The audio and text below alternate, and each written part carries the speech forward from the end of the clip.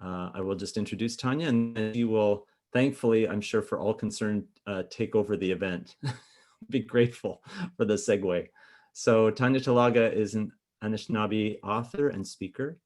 Her mother's family hails from Fort William First Nation, and her father was Polish. She is the author of 2 national bestsellers, Seven Fallen Feathers and All Our Relations, and is the author and narrator of the Audible podcast, 7 Truths, which is out November 26th. Tanya also writes a column at the Globe and Mail, as I'm sure you know. And I'll mention this somewhat reluctantly, she is a Victoria College graduate from '93. I will also say, with something I just found out, and I was especially happy to hear this, that she has a documentary that she is just finishing up called Spirit to Soar. It will appear as part of the POV series. And I have already, I hope, secured her participation in a forthcoming Canadian Film Forum event. We'll be happy to screen this work and have her back as a guest. But for now, she will take over the duties for this evening by being our moderator, and welcome, Tanya. Uzu, Miigwech, Charlie, for that beautiful introduction. And I want to say as well a very special thank you, Miigwech, to Dorothy Peters for opening our talk this evening in a good way. That's always important to us. And I'm really, really so glad to be asked. I was so glad to be asked to do this event. And I'm thrilled that Innis has opened your space to us.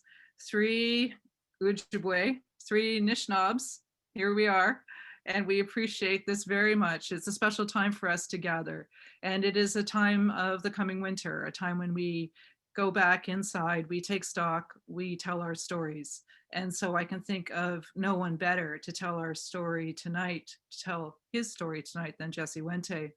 But before I introduce Jesse, I also want to acknowledge that Toronto is in the dish with one spoon territory. And the dish with one spoon is a treaty between the Anishinaabe, the Haudenosaunee, and the Mississaugas. And it bounds us to share and to protect the land, to keep it safe for our generations to come after us. All that live here now have been invited here in the spirit of peace and of friendship. And I hope that everyone remembers that tonight. And I hope that everyone across Canada remembers that this is a country of treaties, and all who came here were invited to be here in the spirit of peace and friendship and equity. I was overjoyed when Jesse Wente shot me an email and said, would you mind moderating the Innis talk that I'm giving? I have known Jesse for a few years now, but I feel like I've known him for longer. I've listened to him for, oh my gosh, how many years has it been on CBC Metro Morning? I have been one of those listeners driving my children to school, stopping in the car, pulling over, and just crying at some of the words he says. He speaks for all of us. He is one of our great thinkers, one of our great speakers, and I am absolutely thrilled to be here tonight to support him. You should know that Jesse hails from Serpent River First Nation, and his family is also from Chicago, and that Jesse now lives in Etobicoke. He's got a dog. He's got a great family. He's got an amazing sense of humor. He's a friend to everyone who asks for any advice or any help. He is such an upstanding person. I could go on. I could fill our entire talk with how great Jesse is, but I know you don't want to hear that. I could see him say, no, don't do that anymore. But I have to say too, that he is also the executive director of the Indigenous Screen Office. And without his support and the Screen Office's support, I don't know where we'd be in our film. Jesse, you have been such an incredible support and help to me. This is the first time I've done this, and COVID happened, and you came through with funding and with help and advice. I will always be grateful. Miigwech, my friend. And as well too, you are the very first the very first Indigenous chair of the Canada Council. That's been a long time coming. Canada will benefit from your wisdom and from your knowledge. We are tonight so lucky to be able to listen to Jesse's words. They will be thoughtful, they will be truthful, and I want you to listen with your ears open and your heart wide. I know that I will. So without further ado, here is my friend Jesse. Well, thank you so much, Tanya, for that. I mean, I'm overwhelmed by that introduction. And thank you for Dorothy, for those, Grandma Dorothy, for those amazing opening words in the prayer, and for Charlie for inviting me. And really, that should be it, folks, because it's all downhill from here. I mean, it doesn't get better than what has already happened. I do want to thank everyone for being here tonight in the way that we're all here. I realize that I was certainly looking forward to doing this in person in Innis Town Hall, which is a place that I've spent a lot of time in my life. I was married in Innis Town Hall, and but instead we're here, and I'm glad, despite all of the streaming options available to you, you decided to come and join us today. So hopefully this will be worthy of your time. So the title of the talk is A Spot on the Brain, and I think you'll figure out why I named it that pretty quickly. Because it was about 4 years ago, maybe a little less, that my doctor told me I had a spot on the brain. That's how he said it. You have a spot on the brain. We were in one of those examination rooms in the clinic he shares with another doctor. You know, the type where the walls are painted that shade of green that you only find in a doctor's office or in a hospital. The carpets were a mix of brown, red, and orange that could have only been popular in the 1970s, which is when I started coming to this clinic. Back then, my doctor was a seemingly ancient man with gnarled fingers and a tremor, who nonetheless would feel gently for swollen lymph nodes or hold down a tongue suppressor while asking me to say ah. He had retired years ago and had handed off his practice to my new doctor, who lacked both the gnarled fingers and tremors of his predecessor, as well as his bedside manner. A spot on my brain? I asked him. Yes, a spot on the brain. It's not very big, but it's visible. See? He showed me a scan of my brain that had been taken about a week before. It was hard to tell what was brain and what was spot until he used his pen to point out a small circle about half the size of a dime. He had sent me to have my brain scanned about a week before. And if you've ever been inside one of those CT scanners, you likely had one of two reactions. One, like my wife, Julie, you found comfort in the quiet, enclosed space. Or if you're like me, you were filled with a mortal dread that nothing good could come of this. And here I was, proven right, and yet I didn't feel like celebrating. I thought the whole thing had been precautionary. See, he said, a spot. On my brain, I said. Yes, he said. And this is exactly why I hate going to the doctor. They're always finding something wrong with you, especially when there is something wrong with you. For reasons that will become, I think, more obvious later, I have been holding a long grudge against doctors for doing their job properly. It always seems to end up with me wearing one of those gowns that doesn't close at the back, no matter how tight you tie those strings. Needless to say, this appointment wasn't changing my opinion of doctors. I had gone to the doctor because I'd been having really severe migraines. I would feel them coming on, this tightening in my head that would be followed by just crippling pain about an hour later. It was like a vice squeezing my brain right behind my eyes. The pain was so bad that the only thing I could do was climb into bed, pull the blankets up over my head, close the curtains, and lay quietly in the darkness. They would eventually go away. I had had migraines when I was a kid, but I hadn't really suffered from them since then. But I'd had several in the last couple of weeks, bad enough that Julie insisted I go see the doctor. And they were bad enough that I actually listened. And now I had a spot on the brain.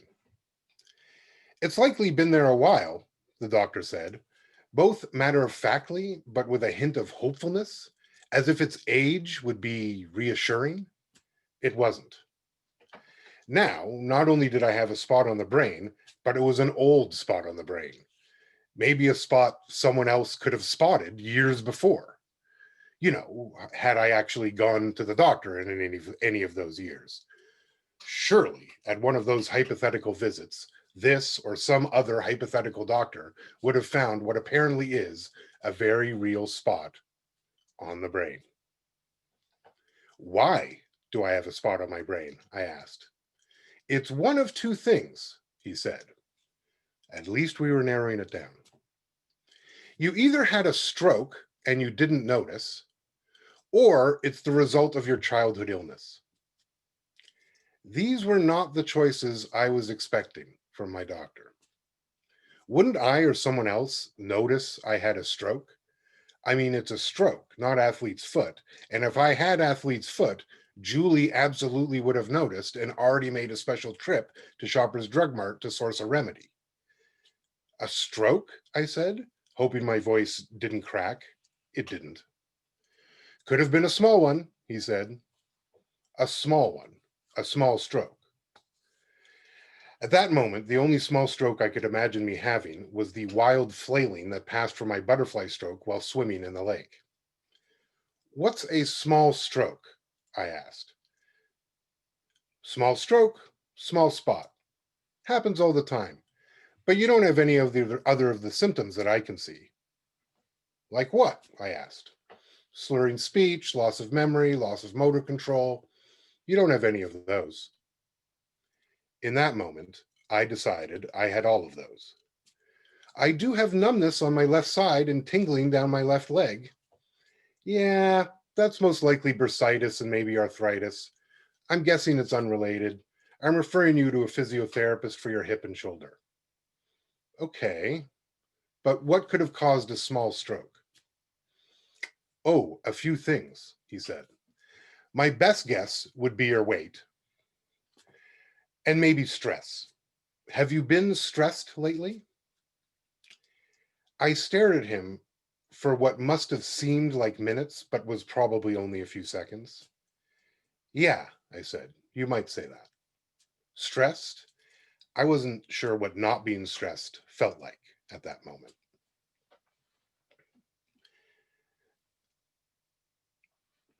Now is perhaps a good moment in this talk, in this story, and to say that when I started writing this, which was months ago, there was no COVID yet. I had been wanting to tell this story, to talk about trauma and healing, especially the kind of trauma we can't see, when an event that is likely to leave so many of us, if not all of us, as well as our systems and structures, our institutions, our societal norms, traumatized, occurred, and is still occurring. While some of the effects are plain to see, our friends and family sick or worse, gone, we still don't know what the long-term effects will be. Our kids are at home instead of school. Maybe we're unable to see our parents or grandparents, whether they're in long-term care or in their home across the ravine. Our businesses forever altered, if not also gone. Us gathering this way instead of in person. But there's also the trauma we can't see, that we don't know is there, but it is. And we can't yet understand how much of that is simply due to the stress of this moment. I'm going to talk a bit more about what was stressing me out at that time when I went to the doctor, but I can't help but think, as I was preparing this speech now, that we're just all under a blanket of stress. And this isn't some nice cotton blanket that's breathable. This is a dense, heavy blanket. And yes, there may have been a cool breeze this past weekend, a moment when perhaps we could all take a deep breath. But the reality is, that's all it is, a moment. A single election will not lift this blanket. Because what we should be learning from this moment is that the blanket is always there, but for some it's lighter than for others, and that this moment has made it heavy for more than usual. We should acknowledge and feel that extra weight, because some carry it every day. And we must find ways to alleviate it, to make that blanket breathable for everyone all the time. Because we all go through things. We all carry our own blankets, but it's when more gets piled on that the burden becomes too much. We need to better distribute the weight of the blankets we share, so the ones we bring ourselves are also easier to carry. On that spring day a few years ago, the stress I was carrying was more than I had ever really known. My work life was going to hell, but when I reflect back on it, that doesn't loom as large as it did at the time. What has remained with me, like the spot, are the death threats. It was about this time that death threats had become something to expect from talking on the radio. The first one came after I spoke out against sports mascots and team names that used Indigenous stereotypes. The Blue Jays were about to play Cleveland in the playoffs, and apparently, calling attention to that team's name and horrendous mascot were worthy of some Cleveland residents reaching out to threaten me. That this team's mascot is now gone, and its name soon to follow, and that so many of these mascots and names are disappearing is not lost on me now, just a couple years later. That those threats came for something that was inevitable. As I said on the radio that day, all these names were going to change, and they are. Other threats have followed, always after I speak out about something deemed controversial by those that think racist mascots are okay. Canada 150, cultural appropriation, Black Lives Mattering, police violence against First Nations. Any of these are apparently worthy of threatening my life. The reality is, or at least the reality that I've learned, is asking white people to change something that is harmful to others, but not to them, is exactly the sort of thing that what people will want to kill you for. Or at least it's something that will force people to search for your unlisted phone number, call your house, and leaving a message telling you that you're a fucking redskin who's about to get scalped. Now, I don't think Chad from Cleveland, not his real name, was actually going to come all the way here to kill me. But no matter whether you believe a death threat or not, they take a toll. The fact that someone went through any trouble to wish death upon me is itself evidence of some conviction. A death threat makes the world seem suddenly less safe than it was the moment before. You know that someone out there actively wants you dead. Most places begin to feel unsafe. Home, where the threat was delivered, work, where I said the words that incited the threat, public places where the threat could be carried out, and anyone around me might feel the same way. In a country already hostile to my existence, the threats turn from the existential to very much real. Now, if it had only been the one, perhaps I could have brushed it off, but it wasn't. There were others, there have been others since, and frankly, there's a part of me that expects some after this talk tonight. Enough that I've become used to them. It's normal now. I don't take them that seriously. I still try and keep them from my wife. They still make me feel unsafe, even if I don't think they are an imminent threat. And they still make me unwell. It was after the threats that my health started to decline. Now, clearly, as you can see, I mean, in person, this would be more effective, but online, you can still tell. I'm not exactly the picture of a healthy lifestyle. If you've ever needed evidence of the detrimental effects on your body of watching movies and playing video games all day, I'm it. But these were new issues for me, foot pain that could only ended up being cured by a cortisone shot, shoulder pain and hip pain that just wouldn't go away, and the headaches, the ones that brought me to the doctor in the first place, the ones that revealed the spot on my brain, the spot that may have been caused by a stroke, a stroke that may have been caused by stress the result of the threats. But at least now I have a really big life insurance policy.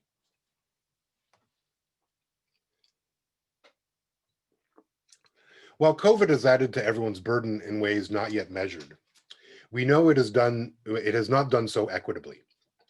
Trauma, especially that which is caused by society, clusters around other trauma. Like so many things in this culture, trauma is not distributed equally. Some must bear more than others, precisely so those others' burden can be lighter. But when so many are hurting, this fundamental truth becomes impossible to ignore, even as many will try. If we have learned anything in this past year or years, we should at least be able to identify the cracks that have been revealed to the masses. So many are falling through them. To ignore them now is to be complicit in their widening. I think it's unlikely you had a stroke, the doctor said. I think it's more likely the spot is a result of your childhood illness, and it's been there for a long time.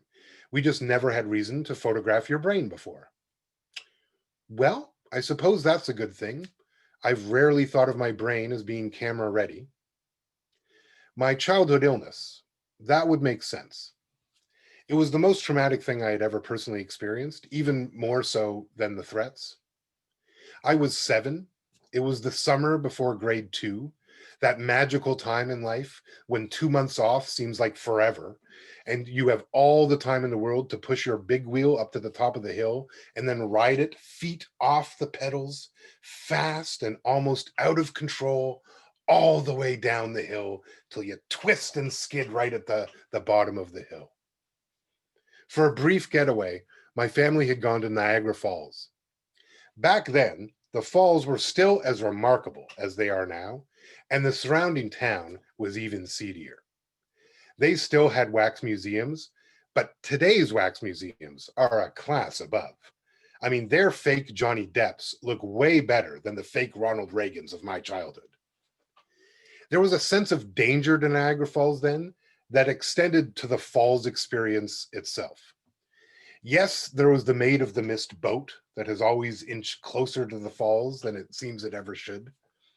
But even scarier at the time was the journey behind the falls, which was exactly what it said it was.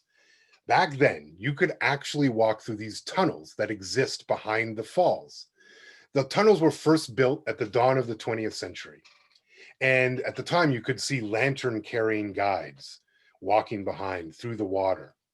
When I was a kid, it was essentially the same thing. We all put on already drenched ponchos, as well as equally squishy rain boots. We then walked these tunnels carved into the rock. Puddles lined the uneven floors, and you could look out through the tunnels, and there were the falls, pouring down in front of you. It was deafening inside, with the rush of all that water filling the tunnels like a train coming into the station. Tantalizingly, there was just a single metal railing separating you from the falls. If you reached out far enough, you could just barely touch the water. And the only thing stopping anyone from taking a plunge was that single guardrail. Now, obviously, you can no longer go into these tunnels, as there are fewer sanctioned things I've ever attempted that were more dangerous than this. Maybe hockey. It was just a few days after we got back from the falls that I woke up with an excruciating headache. Worse, I couldn't turn my head.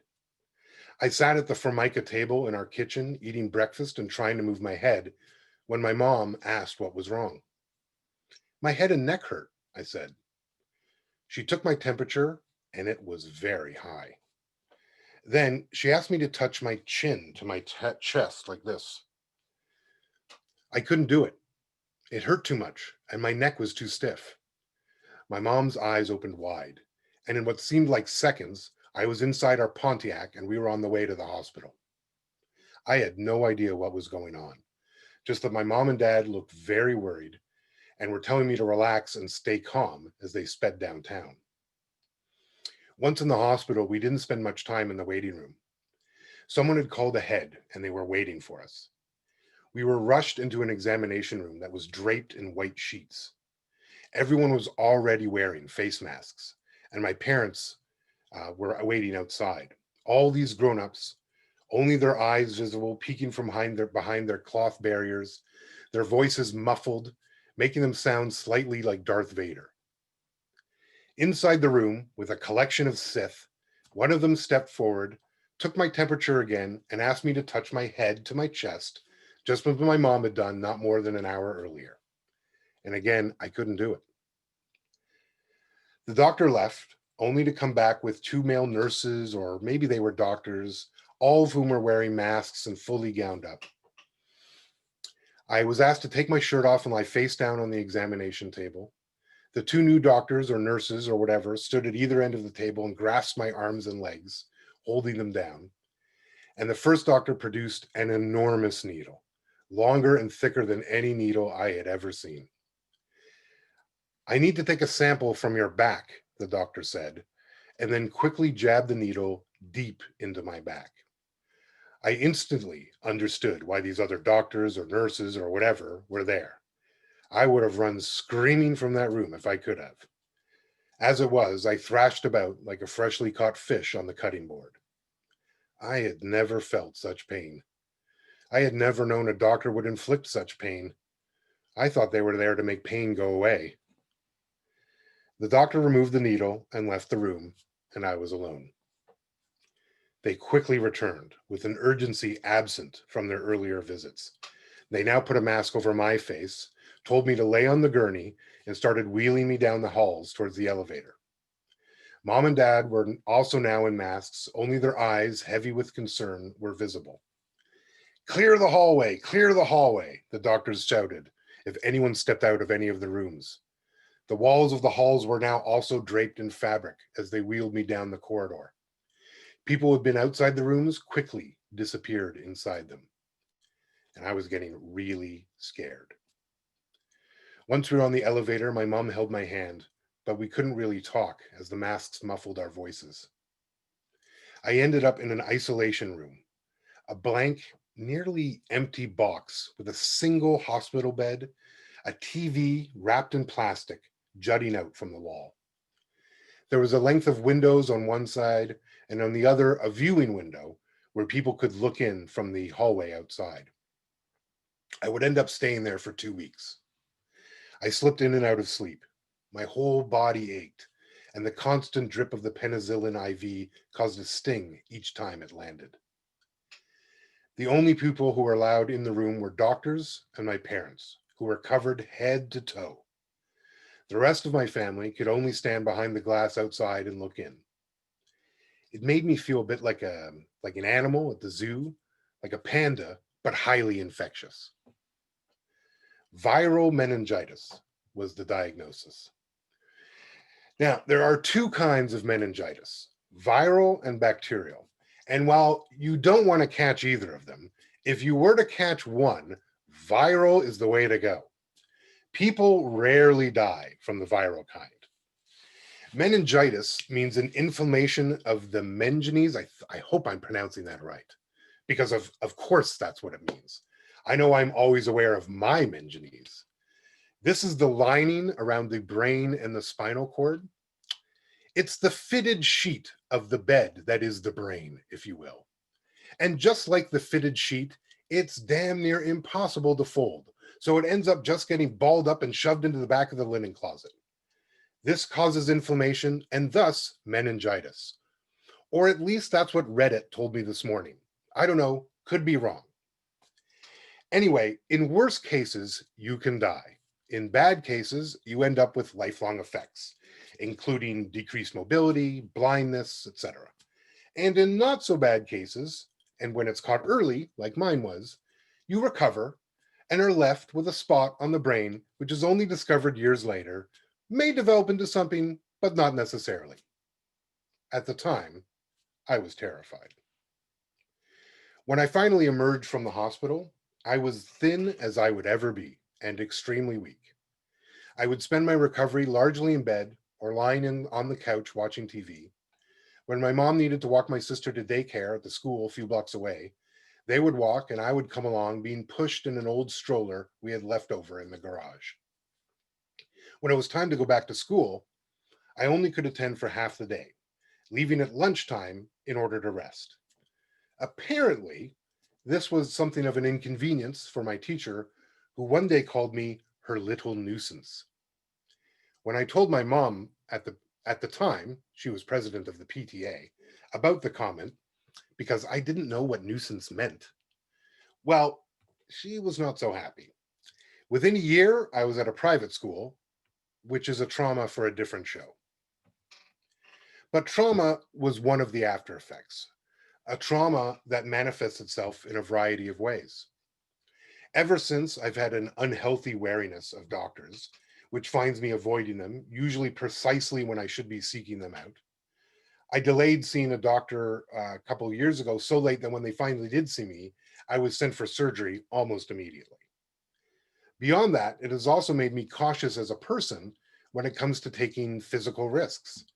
I've tended to avoid putting my body in harm's vicinity, let alone its way.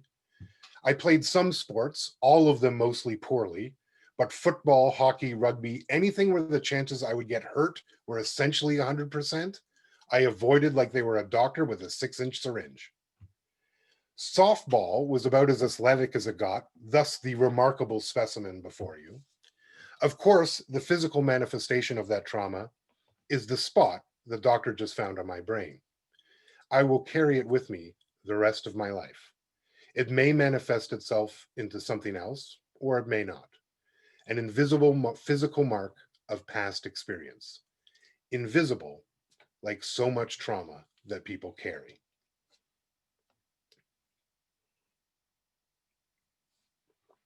I worry that my approach to doctors is something far too common. That people don't visit doctors because they don't want to know if they're sick. That we don't understand our own traumas because we've never diagnosed them. We've never attempted to treat them. And they only appear when other symptoms pop up or you go in to check on something else. And I worry that this is how places like Canada and the US have approached their national traumas. That too often as nations, Canada and the US have simply avoided the doctor in order to avoid treating what ails them. I think that much of what we see today, deep political polarization, distrust in institutions, rising hate crimes, are symptoms of untreated trauma. A trauma so long-standing, so deeply embedded in the souls of these places, that to diagnose it causes its own trauma. But Canada has never truly sought a doctor for what makes it sick.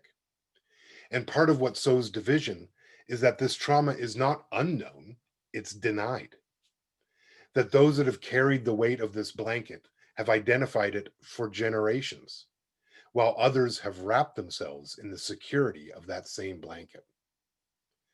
The fundamental trauma of these places is the inequality that they were founded on, even as they espoused the opposite.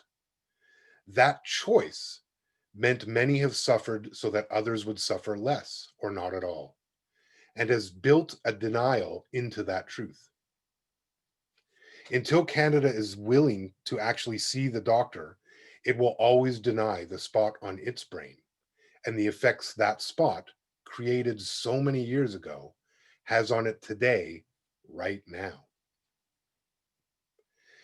There was a recent study done by researchers in California, somewhat controversial.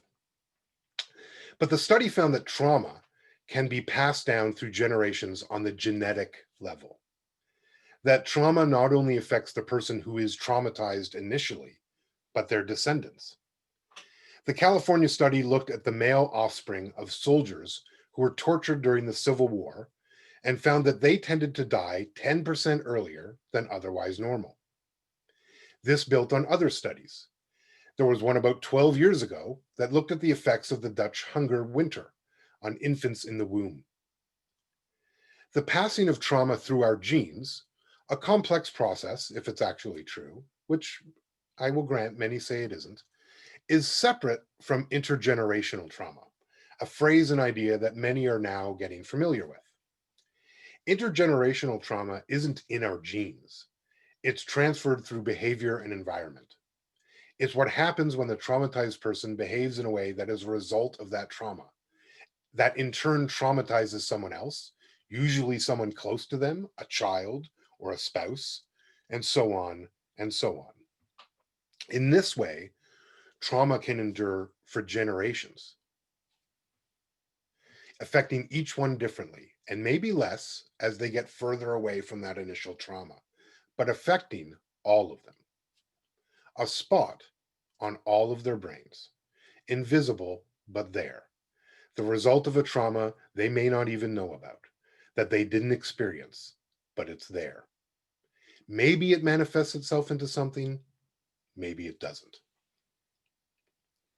I've often wondered if my grandma Norma had a spot on her brain, one she didn't know about, one caused by her own childhood trauma.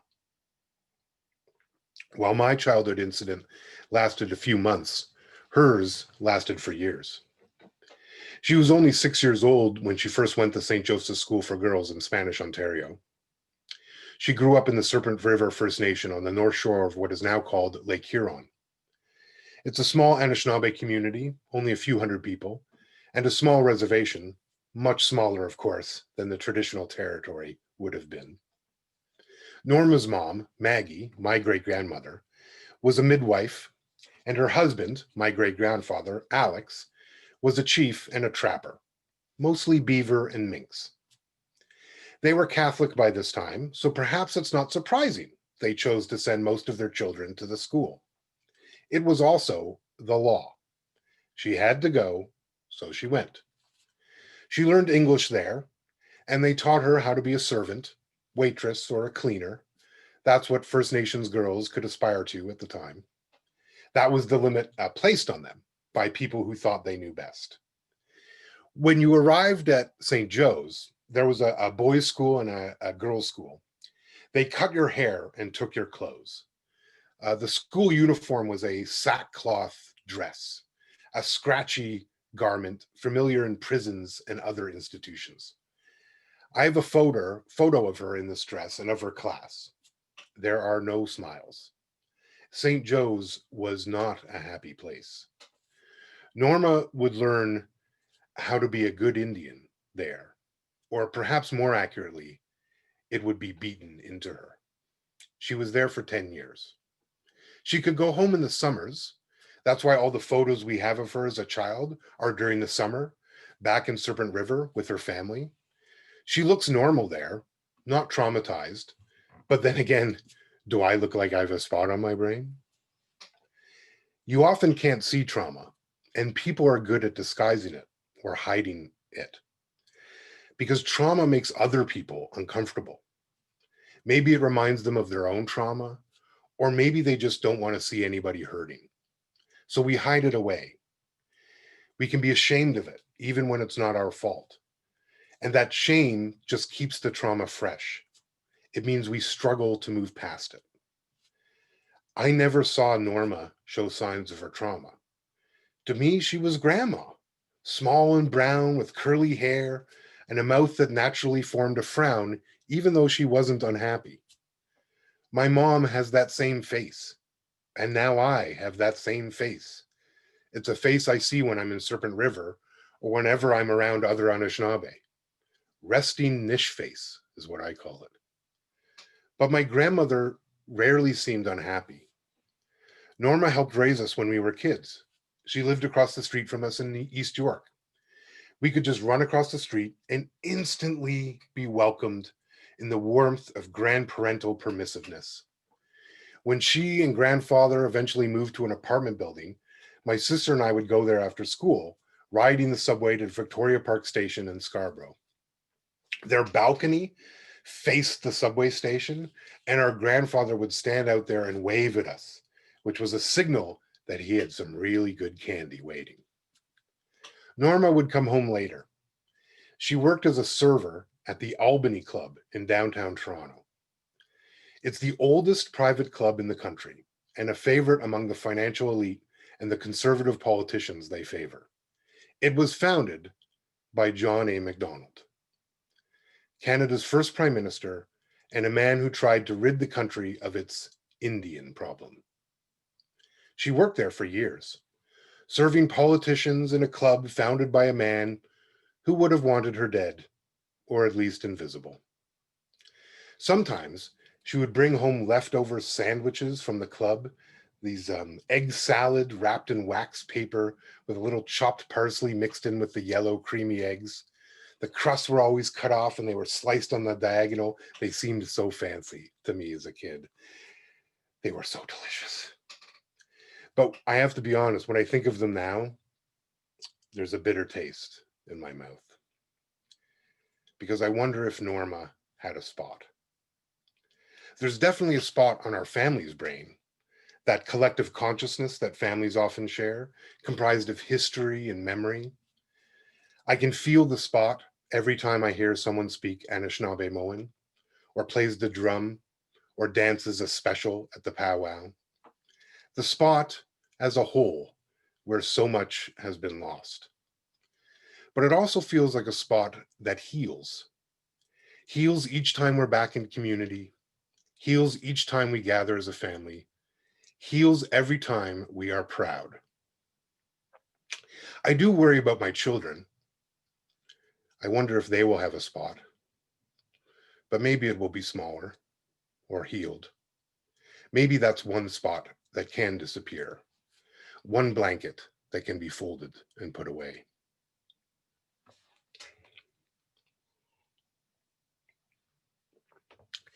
Suddenly, everyone is wearing masks and keeping their distance, just like they did when I was 7 and rushed into the hospital with a sore neck and a bad headache.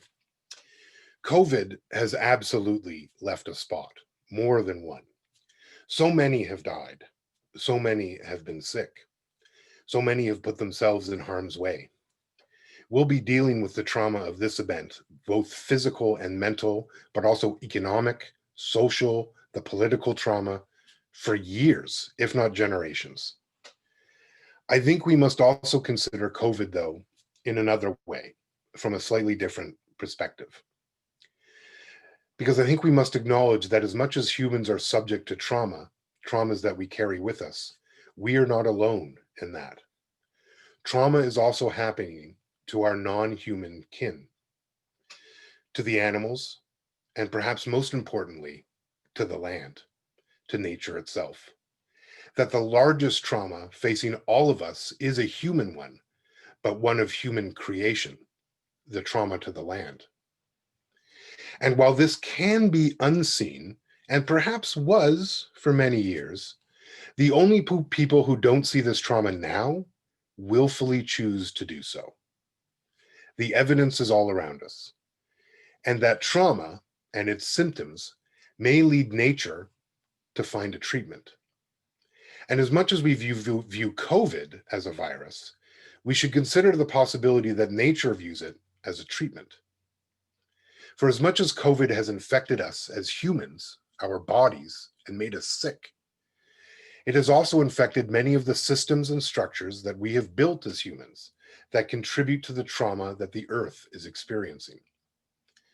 Look at what COVID has caused us to stop, or at least slow down, namely the economy and all of the systems and structures of support we've built up for the economy. Is COVID a result of the earth wanting a break from being harmed by us? That it was seeking healing? And are we letting it heal? Or is our concern over the harm being done to the economy forced us to continue harm in the face of Earth's needed healing? Healing of the earth, of our non-human kin, of our relationship with those things, and indeed ourselves, is perhaps the greatest need on the planet. We all have our spots, but have we all taken the steps and the time to heal them? Can we even do that if we deny their presence? There is no more urgent need we face than that of healing. And healing takes time, and it takes resources to support it. And it takes the stopping of the actions that caused the trauma in the first place. It's impossible to heal a wound that is constantly reopened. In order to find the healing we all need, we must confront the trauma that has been done and that is being done right now. COVID has provided us a lens through which to understand the trauma we mutually share while adding to it as well. We need to heed its warning, both in how we react to it as a community that understands our mutual health is what's important, that we care for each other, that we need each other, but also in how COVID has reminded us of the traumas we have yet to address and are only exacerbated by it.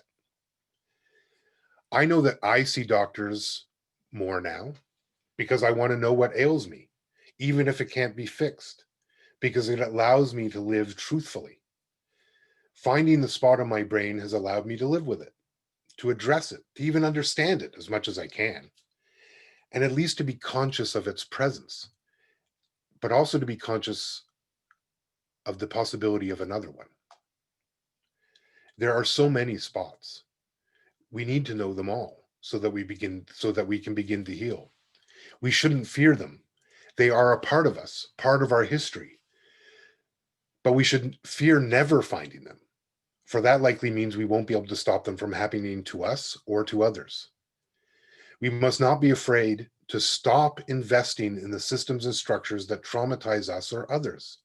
We must invest in healing in the same way we have invested in trauma, and we have invested in trauma. That's a lot. We need to reorient ourselves to healing and away from harm, away from trauma. Healing is what will allow us to move forward. Healing is what will allow the earth to continue to support us as humans. Healing is what will help us live in right relations with each other and everything around us. This will take a massive investment and a massive change, but to not do so only means trauma will continue and healing will be harder. And for us as humans, and for the communities that support us, both human and otherwise, that should simply be unacceptable now. To heal ourselves, we must confront the trauma we have and that we cause. Only then can true healing begin.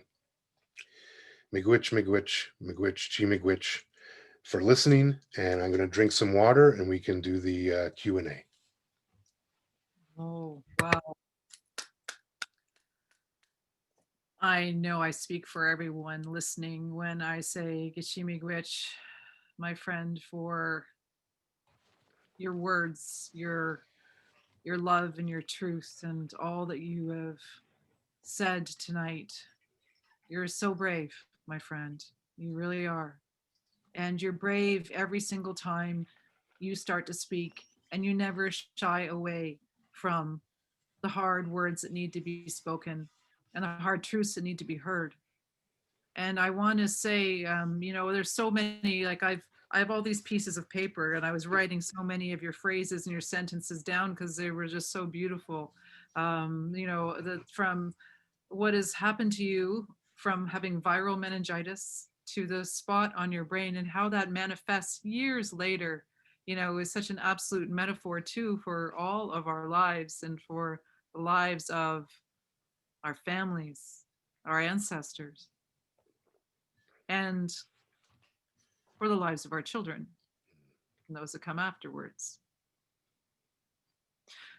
So, I have so many questions that I want to start with. And do I start with an easy one or a hard one?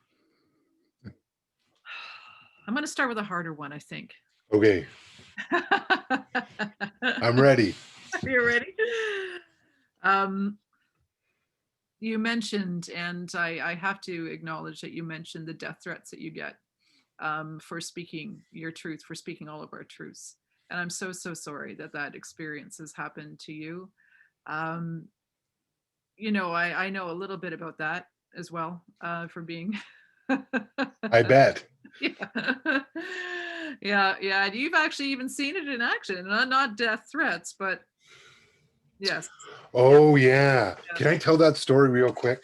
You can tell it quickly. Tanya and I were asked to be, we asked to testify as expert witnesses at the inquiry into the missing epidemic of missing and murdered Indigenous women and girls. This would have been now a couple of years ago, I'm guessing, Tanya. Yeah. Yeah. And so we went to this convention in Toronto, convention center in Toronto, where they're having the big testimony, and I was there to talk about media and Indigenous peoples in the media and some of how the representation causes harm. And Tanya was really there, I think, to talk about her work around Thunder Bay and Seven Fallen Feathers.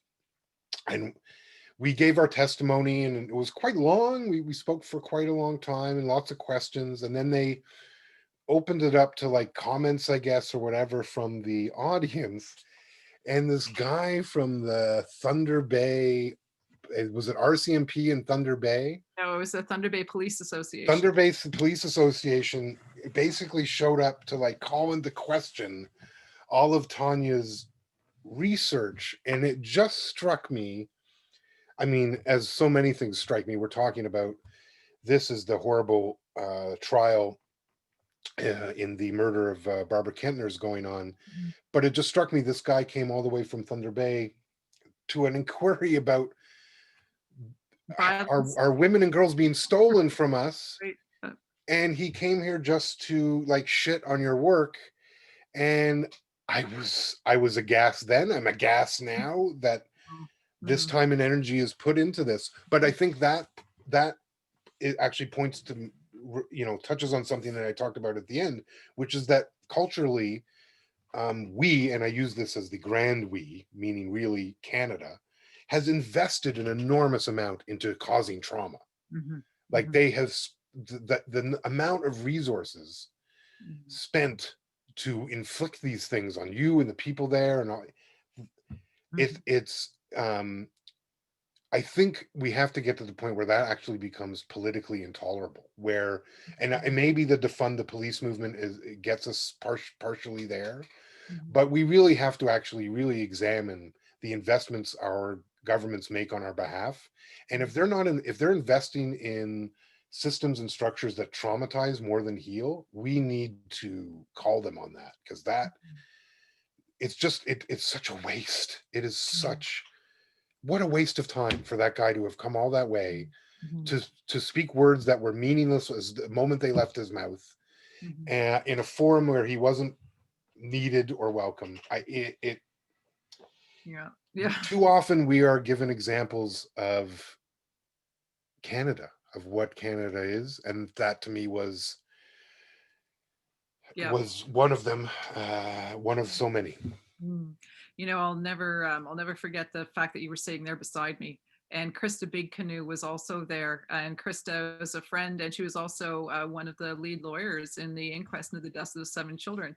And I remember both of your faces were just like, is this really happening, like right here at the inquiry? And it was like, yes, it is. But that's, you know, and it's amazing, because in the places where we think we're safe, we're not.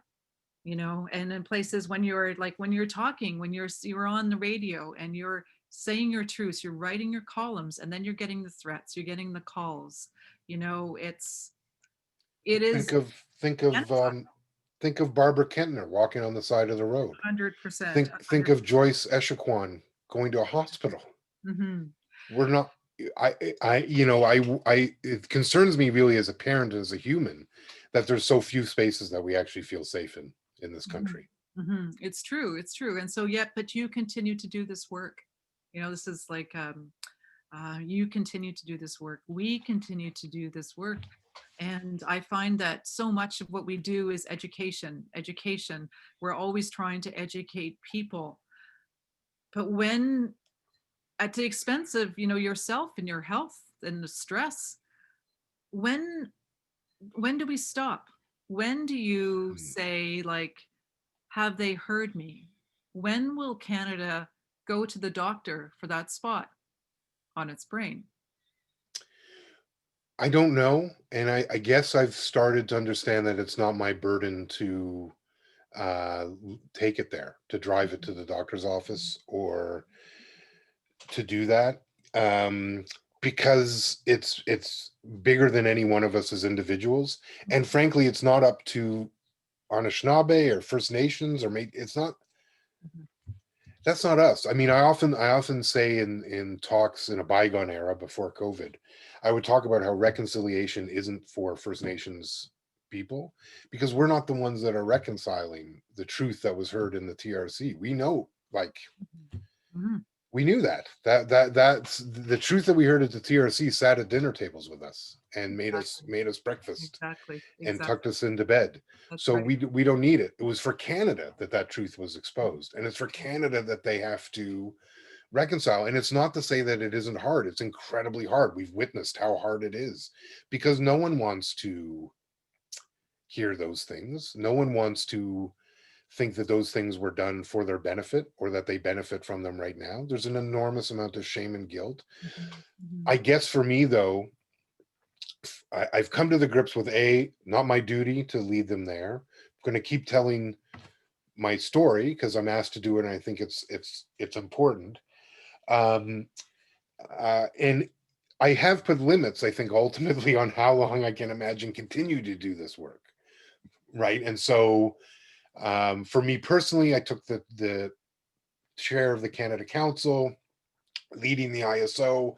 Like, I view these things as two sides of a very different coin. One working to reduce harm within a colonial institution, and one where I'm trying to build something that isn't a colonial institution, that is for us, by us, Mhm. that doesn't owe anything to anything else. And honestly, if I can do those last things, I'm not sure what else Mhm. I can do.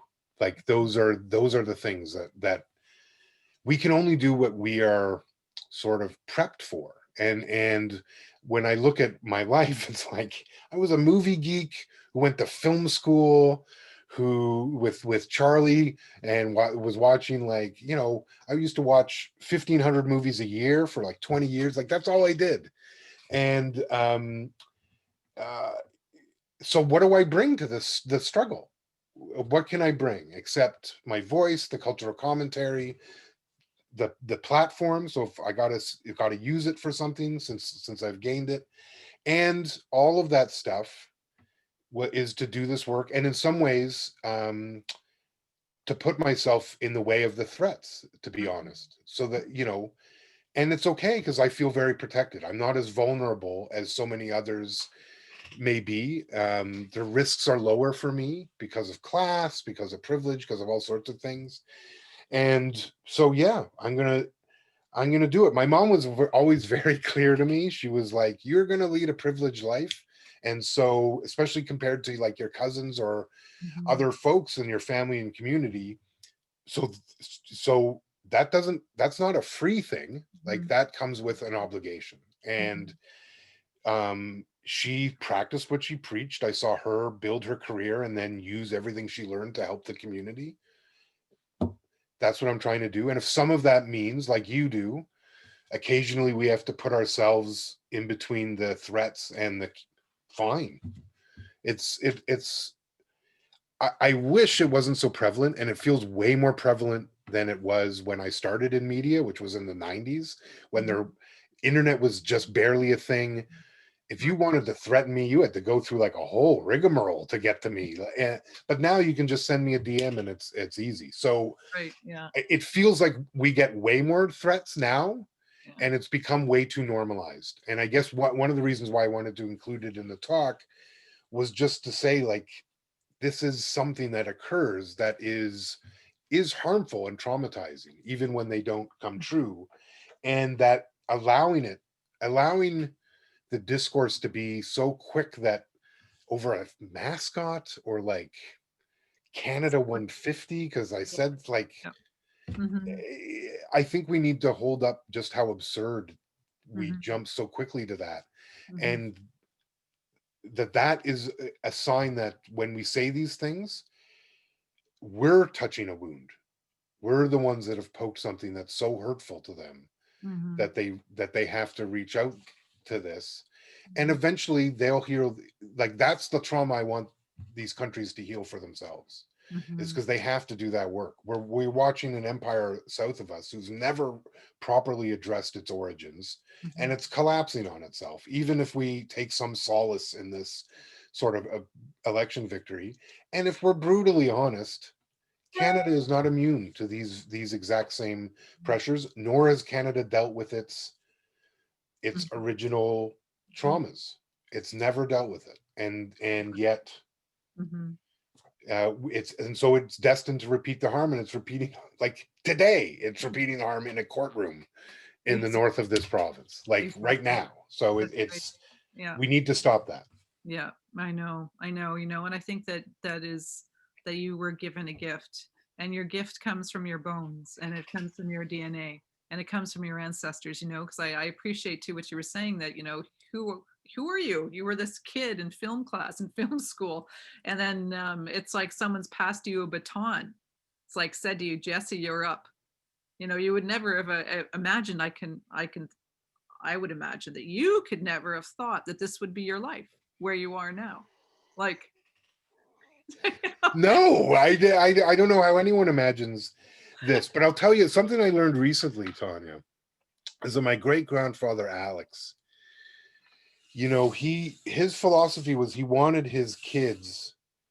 He didn't think that he was so concerned about the ultimate survival of Serpent River that, like, he just felt that colonialism was so damaging that, because this is a guy who would have seen his way of life completely erased he witnessed it happening.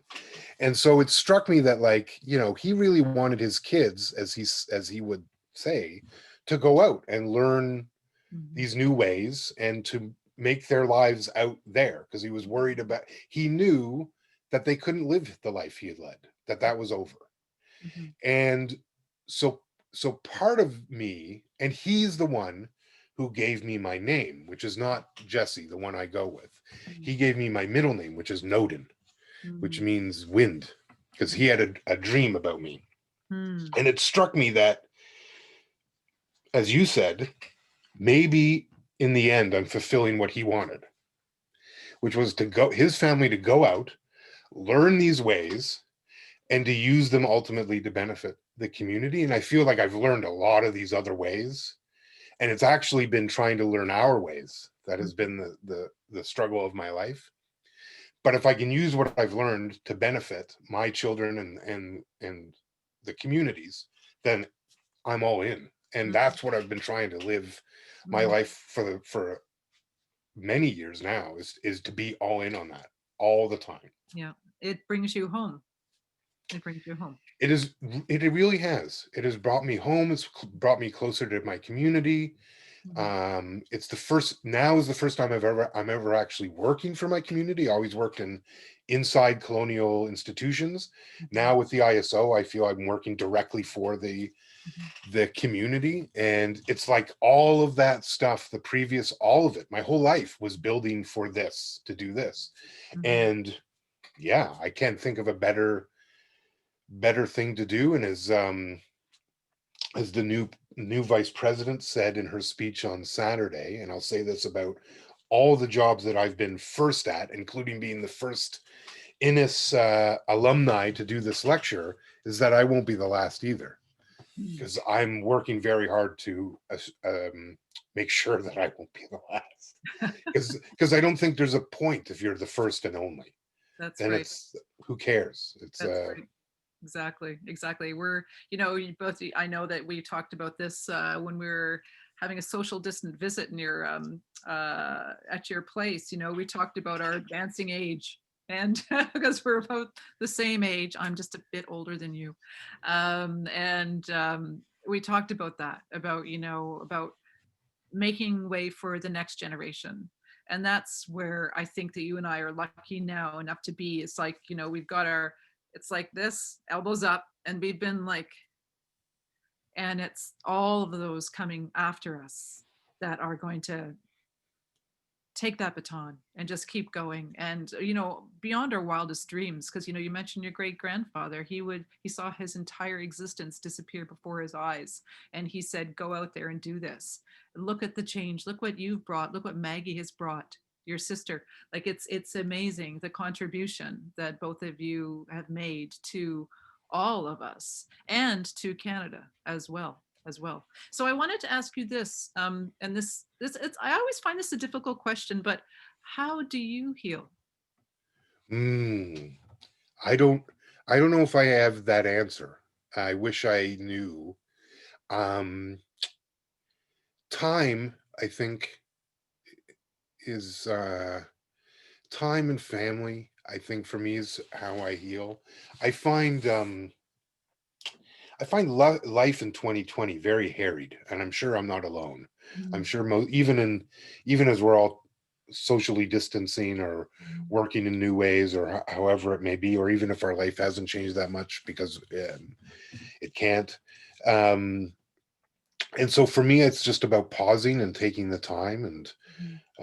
watching the birds and watching the animals and appreciating them and learning Mhm. about what they're saying to us when they come visit. And Mm. yeah, I guess that's it. I mean, I dream of when I'll have just more all the time.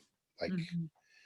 that's what I dream, to just sit and think. Um, but yeah, I don't know. And I guess I've also taken myself away from some things that I think were exposing me to harm, like social media.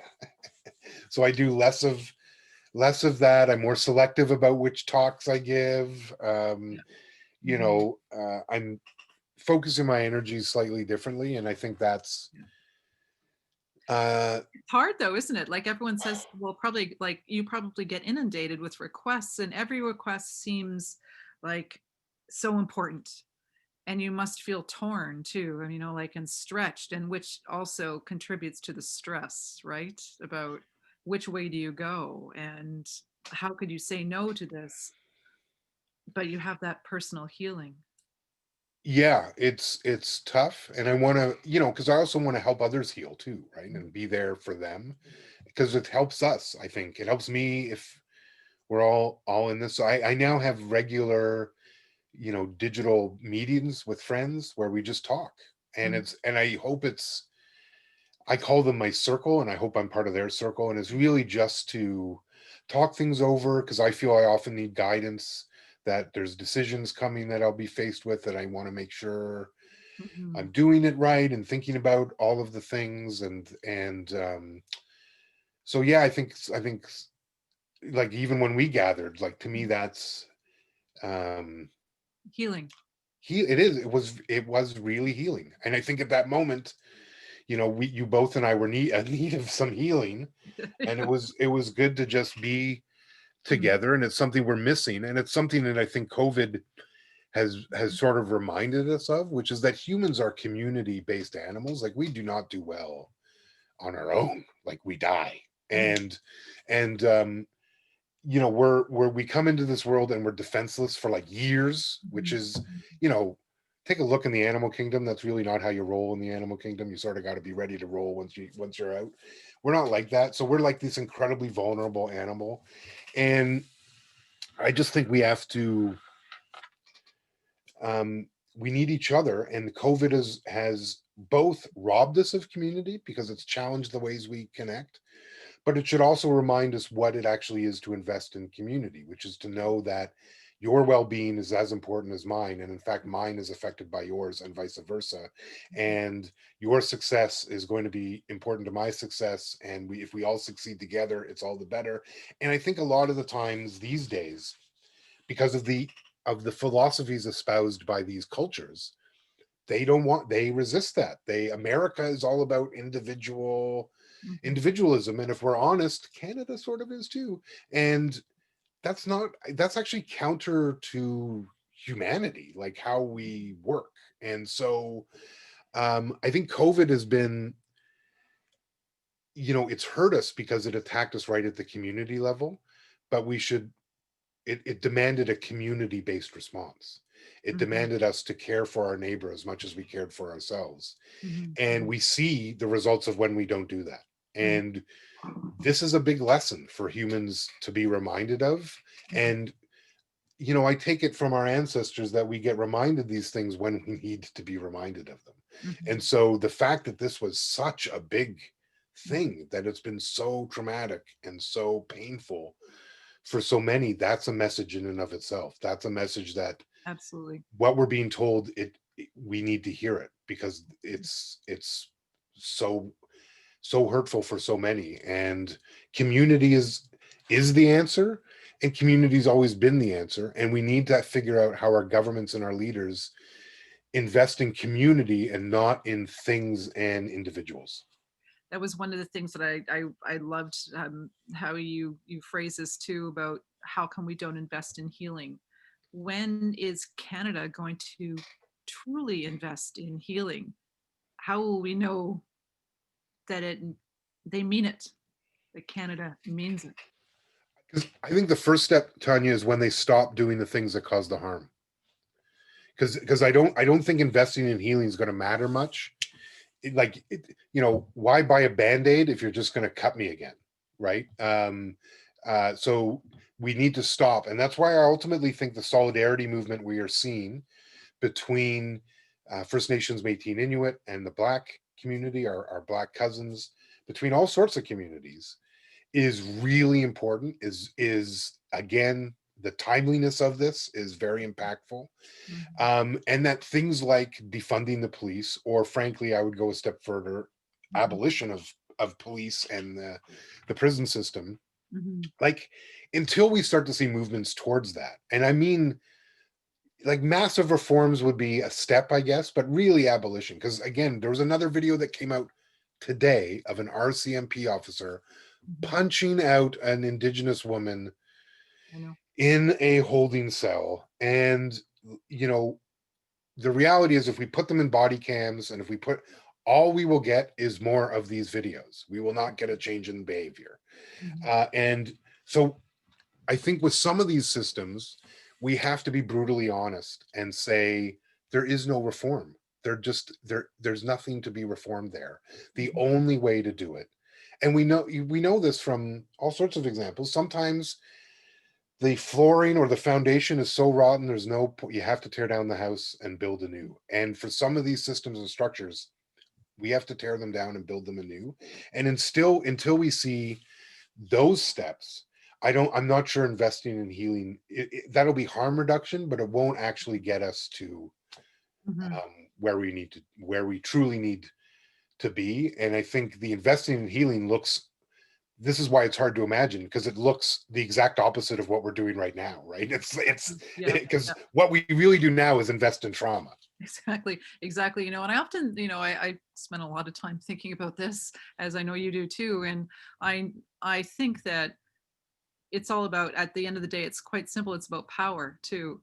And when Canada will give up power and share power, in order for healing to begin, how many times do we have to say until we're blue in the face, treaties or nation to nation agreements, until somebody starts to listen?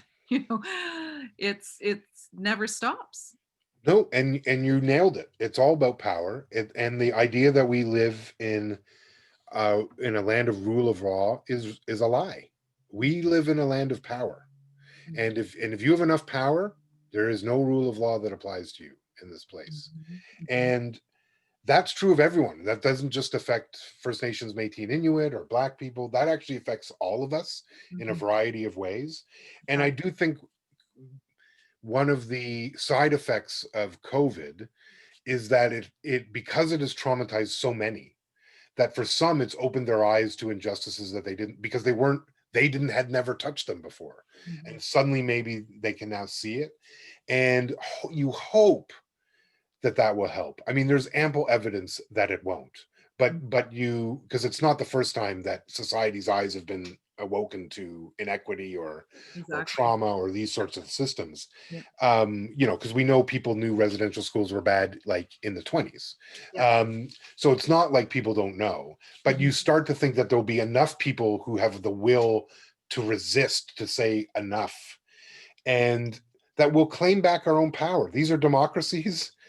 It seems like the people often cede a lot of decisions that we shouldn't be.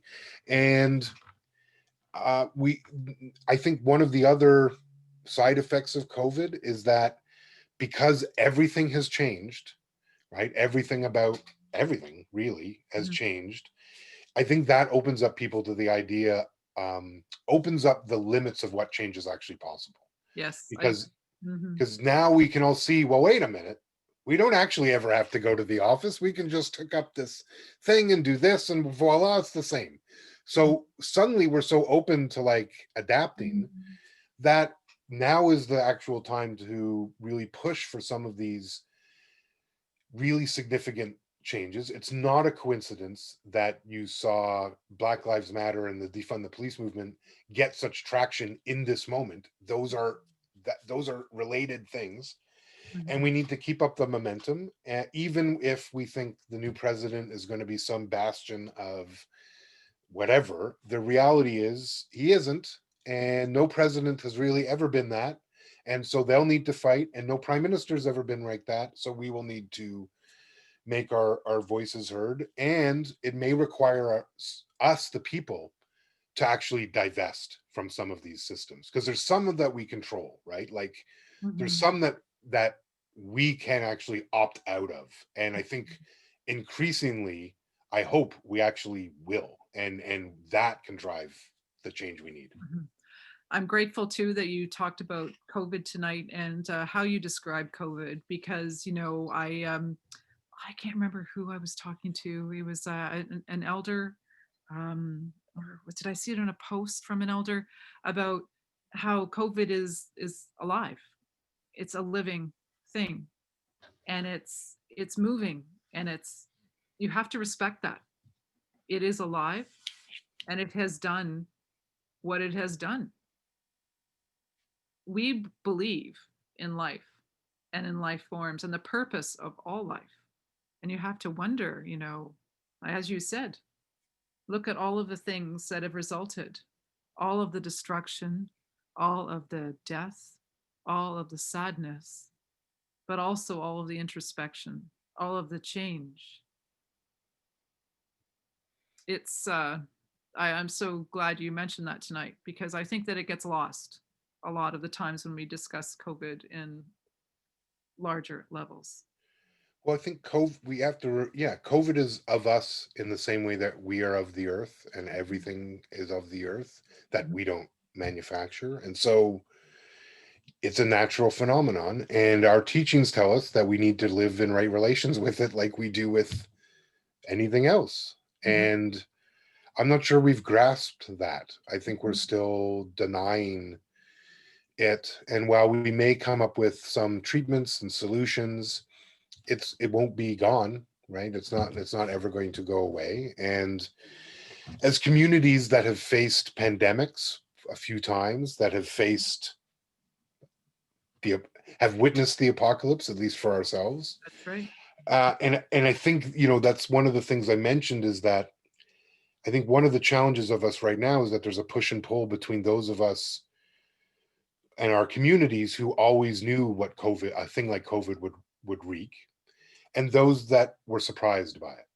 And I think we see this dynamic play out all the time, where something happens and some are surprised and some are like, what did you expect to happen? Exactly. And we increasingly need to listen to the people who are going, what did you expect to happen? And not the folks who are surprised, because the lived experience of so many people would have already told us that a COVID-like event, exactly how it was going to affect us, what systems it was going to shut down, what systems it would expose, how it exposed that we don't live in community like we used to. Like, it exposed the most damning thing you can say about humans, is that we've lost on some level the ability to live together communally, and we need to heed that, and I don't think we can deny what it is meant to, and again, despite the fact that there are people that denying its existence and doing all of that stuff, that's willful denial, and I sort of reject it as a foundation for any sort of coherent discussion or debate. We need to live in a place where we can at least be conscious of what is occurring around us. So I take a lot of lessons, and I've always regarded what we've seen as a natural event, as disturbing as it is. And the big worry I have, the big apocalyptic worry I have, Tanya, is that if this is what the earth thinks is a solution to what ails it, but it doesn't work, what does the next solution that it comes up with actually look like? And we as humans have to understand we're not in control of this. that, Mhm. and we have to humble ourselves That's right. to that reality, Mm. that this is, as try as we might, this is one thing that we are, the way we control it is what we've refused to do, which is to stop causing the Exactly. harm, to stop the things, like That's right. pull back and let the earth heal itself so that we can get back to a balance and right relations with it. Exactly. So And it does worry me about what the next one will look like. exactly. And and it's all full circle, this whole talk, because it's all about listening to Indigenous people, listening to First Nations, Inuit, Métis people, in all colonized nations all over the globe. They must be listened to because we are the original stewards of the land. Our elders know, they've seen and they've heard what's happening, and we all have ways, old ways, that can be shared as well. And oftentimes, it gets back to power, it gets back to listening, it gets back to the willingness to heal for everyone. I wanted to tell you that on the Q&A, I've just been watching it as you were talking. Lots of people love you. Nicholas Davis, as a Black man, I consider you a brother, not a cousin. Nikki. Yeah, it's a beautiful. And he tells everyone to listen to CBC Radio, especially for you. And this is something very beautiful that I wanted to read you. Full disclosure, Tanya, Nikki gave me my film critic job at Metro Morning. So of course he thinks you should listen to CBC Radio. Oh, I love that. I love that. Good for Nikki. Okay, it's nice to meet you. All right, well, I don't know. Here's something though from Mike Ormsby, and he's written something quite beautiful, and it's on leadership. When one thinks of leadership, one can be reminded of watching a V formation of geese in flight. The lead goose is sticking its neck out to breathe the air, currents for the rest of the flock, thereby making it easier for the others to fly. But if you watch the V formation long enough, you'll see that the lead goose will eventually fall back and another one will come to take up its place. So a good leader will stick out its neck for whoever is following, setting a good example for the others. But also a good leader knows when to let another lead, when to let others have a chance. And you are that leader, Jesse. And I can't wait to let others have a chance. I know. This is very true. But it reminds me of someone told me, which is to often think of this work that we do. And I think maybe I expressed this to you once, that we're all in the drum circle, but that it's okay when you need to pull back your stick and not drum, because others will keep the beat going. Yes. And that is just a reminder that, like say in a choir, if you need to rest and not sing, someone else will sing at that moment, and you can take the rest. And so I thank Mike for those beautiful words. They are beautiful words.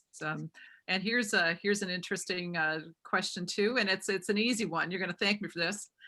There's some interesting posters on your wall, but you can't really see them. Would you mind focusing on them and commenting on their importance?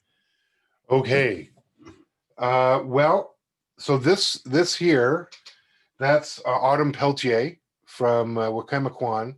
She's an inspiring human being, young woman who's a water protector.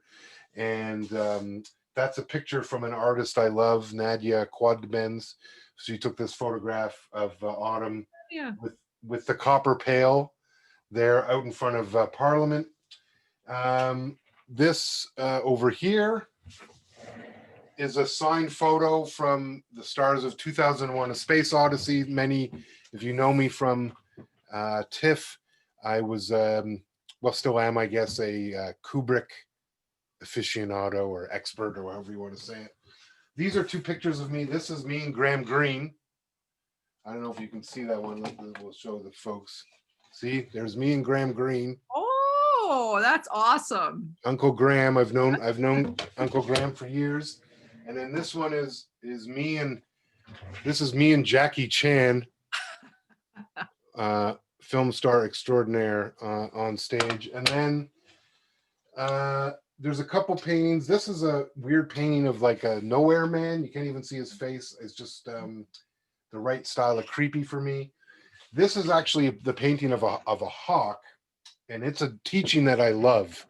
That when you see a hawk, it's reminding you that at that moment you need to have big perspective. You need to be able to see the big picture, because the hawk flies the highest, so it has this incredible view. And so it's telling you that there's something in your life at that moment that you need to consider with a big picture view. But it's also reminds you that even the hawk, the mighty hawk that flies so high, can't see past the horizon.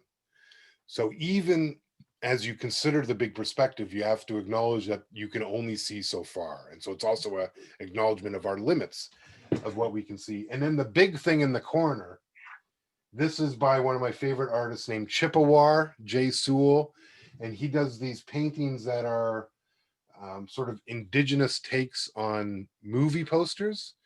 And so this is one, Dawn of the Red, based on Dawn of the Dead, which is one of my all-time favorite movies in the world. I was at one time a noted zombie expert, among other things. And George Romero became a good friend of mine, and we did a retrospective when I was at TIFF and all that jazz. So I have that back there. It's just a little corner where I have all sorts of other pictures of me with other people, but Graham and Jackie were always close to me. Graham has been a wonderful friend, and I mean, an inspiration. I remember I was such a huge fan of Graham Greene. Oh, yeah. I remember I did a speech with him, Tanya, when we were on stage, and I love making particularly men, well, actually only men, cry on stage, because it's just, there's something about it. And so for Graham, I figured I know how I'm going to get Graham, and I told him the story about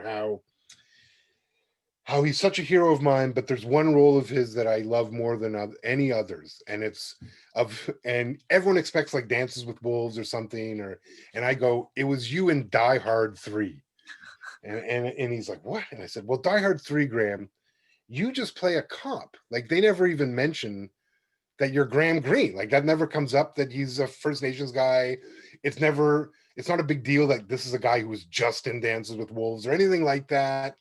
It's not part of his character's story. And if people remember Die Hard 3, it's Graham Greene who gets the kids out of the school where the bomb is, while Bruce Willis is off with Sam Jackson running around Central Park.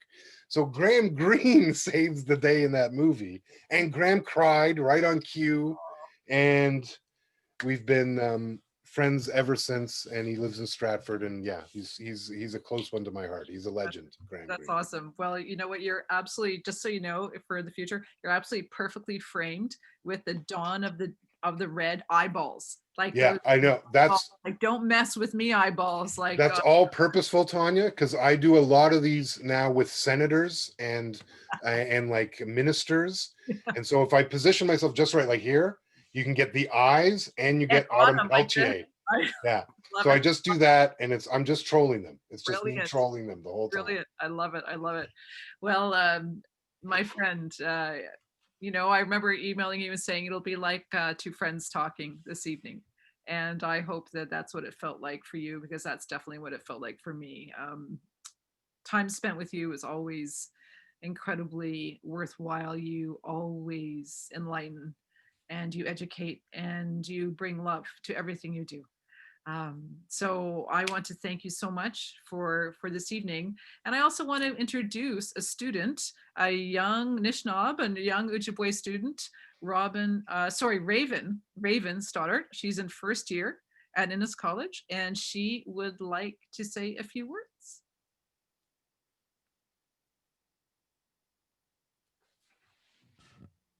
Hi everyone. So I'm a first year student, and I'm also an aspiring medical student. So I hope Jesse isn't as wary of me speaking to his lecture as he is wary of actual doctors. But I wasn't sure what to expect from this lecture. And I know that myself and much of the audience, after hearing Jesse's stories, probably took great delight in just the emotional roller coaster that was listening to him. And I feel that enough people don't talk about the acceptance of their own stress and their own burdens. And as a society, we kind of focus on how to alleviate it without first acknowledging it.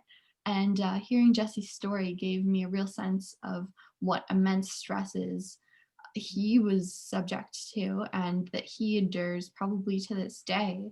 And I couldn't imagine being as strong as him in the face of such fear or stress or just emotion. And I suppose now that I've been inspired by his words that I might be able to harness some of that strength when I think of his words in my future struggles. But until now, I just was perplexed as to how I would handle such a situation myself. And personally, it's been some time since anyone has told me a story where I was able to visualize the picturesque setting of it, or, you know, how it might feel to be in that situation. But I just found that I quickly became emotionally invested in all of Jesse's stories and words from the get-go. And I just haven't heard anything that gripping and, dare I say, enchanting in quite some time. So I'd like to thank him for that.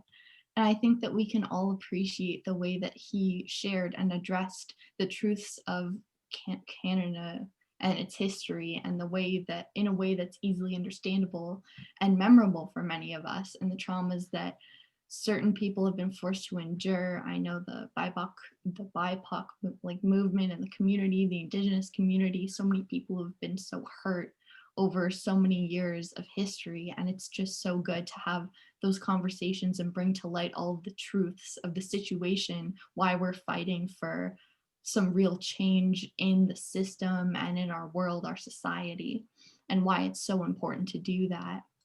And just like Jesse said, we have invested in trauma, and it's time that each person in each aspect of the earth, that we all heal. And I just know that my heart is so open after hearing this and experiencing this. And I would like to thank Jesse from the bottom of my heart. And I would also love to thank Tanya for being such a wonderful mediator. Her introduction brought such joy. I was smiling the whole time that she was talking. And her questions were so insightful and thought-provoking. And I hope that for the audience, that Tanya and Jesse's discourse keeps some of us awake tonight, thinking about the issues and the stories and just all of the emotion that they felt while they were here today, because I know it's going to keep me thinking for quite some time.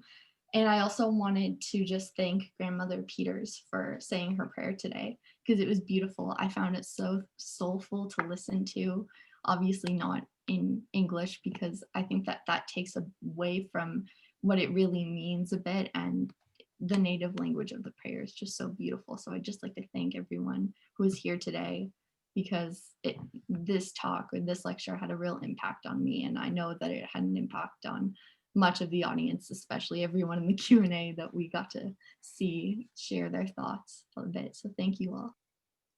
Miigwech. Thank you, Raven. You're the future, Raven. You're amazing. Hey, well, I'm loath to follow that, I have to say. Raven was curious about what one says in the way of a thank you, and I think that if we were to distill that and put it in a bottle, everyone could drink it as a potion for how to say thank you. I think, you know, if you were following the Q&A, the amount of emotional outpouring at what Jesse had to say, the sincerity of really palpable response speaks volumes about how important the talk was. And I'm not going to replicate what was said, but I think the force of storytelling is what struck me most, that is so integral to the message. The way you said what you said, Jesse, as much as what you said, they're intertwined. And I think that's a lesson. The lesson of listening comes part from the force of the storytelling. So thank you. Thank you to Tanya, who surpassed my expectations of how this evening would go in terms of the engagement again with Jesse, and to Grandmother Peters, and then to Raven. And I'll do a little bit of a plug here for Innis. Raven is a recipient of the Indigenous Peoples Admission Scholarship, which was started by an Indigenous alumna of Innis, who I believe is in the Q&A. I think I saw her as Nadia B. Nadia Belakopitov from Vancouver. So anyone who would like to contribute to that scholarship, we would certainly welcome that contribution. And I just want to say that I had said at the outset that Harold Innis was interested in the forces that led to the formation of the nation, and I was wondering how Jesse would intersect with that. And I think the way he intersected with it was to reconfigure it, and for us to think about what nation we want and what the foundations of our nation are. And the notion of resources, I think, now has to be expanded to consider what Jesse was saying. Jesse had also expressed some trepidation about this format. He said, I was thinking when I was going to give this, I was going to deliver it live. And I have to say that as wonderful as that experience would have been, the degree to which I was moved by being able to see you up close and to admire, again, the rhythms, the shaping of the story, I don't know that I would have had that same experience. So I think I'm actually grateful that we had this opportunity to have it in this format. I'll say one other thing, is that if we had done this in Town Hall, we would not have been able to put more than 220, 25 maybe people in the room.